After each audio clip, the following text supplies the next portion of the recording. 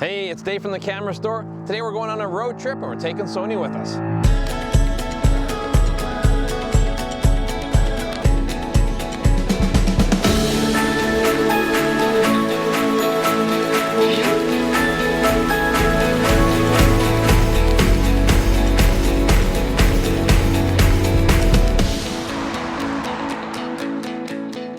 It is finally spring here in Alberta, and I'm excited to get out of the city for a little while. So we're taking Sony along with us today, and part of the reason was it's a bit of an exercise. If I was to go traveling, what would be my choice in lenses? My number one pick is the 24-70. Now here we have the Sony 24-70 G Master lens, and it's a very sharp lens, constant aperture 2.8, and its big brother, the new generation version 2, is coming out with its improved autofocus and better build quality. Now the 24-70 isn't the most exciting lens in a camera manufacturer's thing. It's not super wide, and it's not a big telephoto, but is the most practical lens to take on a vacation if you're only allowed one lens.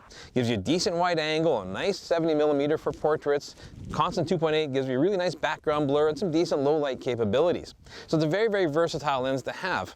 Now, when I'm traveling, I always take a second lens with me. So in this case, you either go really wide or a little bit of a telephoto. So let's get into it.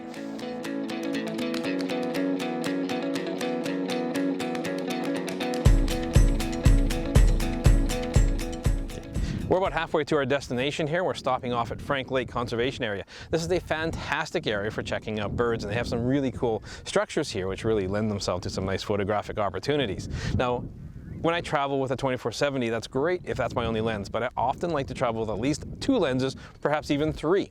My second choice in lenses typically is an ultra-wide angle lens that's going to really give me that big wide angle. So in this case, I brought along the Sony 16-35 G Master 2.8 lens. Nice fast aperture, brilliantly sharp lens, but it gives me that big ultra-wide angle look. Out here at Frank Lake Conservation Area, you might wonder, why am I bringing an ultra-wide angle lens out here? Really, I'm shooting birds, what's the point? Well, the thing is, I always encourage people, look around with other lenses than just ultra telephoto when it comes to shooting birds. You never know what you're going to see, and you can visualize a lot more things with a big wide angle, I find.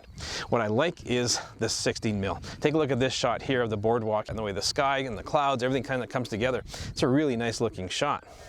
Now the Sony 16-35 G Master lens is a very versatile lens when it comes to ultra wide, but it's wide or wider. So you have to be careful with what you're doing. I find it's great for big skyscapes and cloudscapes like we're getting here today. And 35mm, as you guys know, is my favorite focal length, and it's included in this lens. That's great for environmental portraits, people in their workplace, their environment, that kind of stuff. However, I don't want to do head and shoulder portraits with the 35mm. I much prefer the 24-70. I get much nicer compression and a little shallower depth of field when it comes to shooting head and shoulder portraits. Now, if ultra wide isn't your thing, we're going to head down to the bird blind here, and I'm going to show you another option, which is a great travel lens from Sony. Like I was saying, if ultra wide isn't your thing and you want to complement the 24-70, then I brought along the 70-300 G series lens from Sony.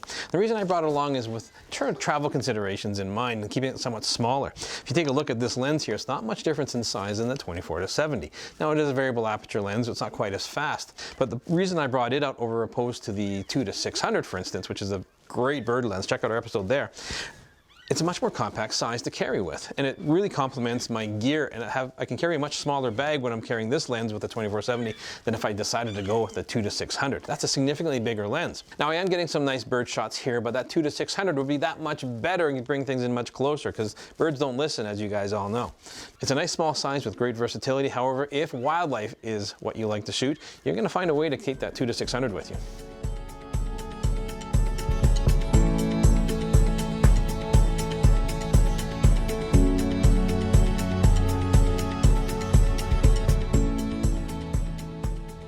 Well, we finally made it to our destination. This is a great little town called Vulcan outside of Calgary, about an hour's drive.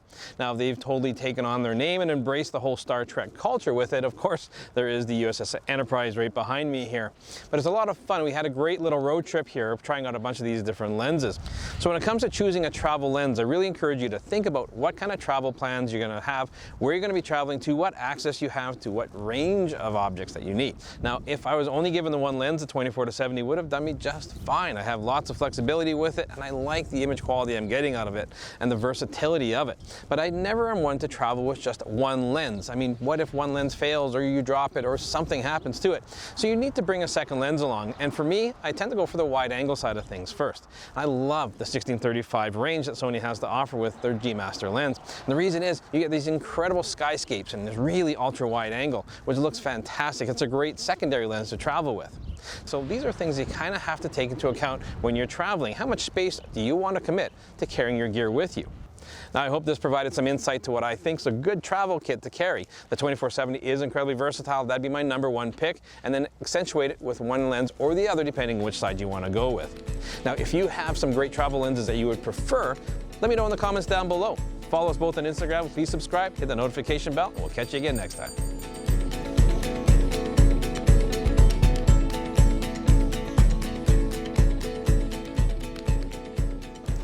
Hey, thanks for joining us on a little road trip here. I encourage people to go out and explore your area. You never know what you're going to see. Now, if you want to check out more of our recent content, click up here. And if you are Canadian, you want to shop local, check out thecamerastore.com down here.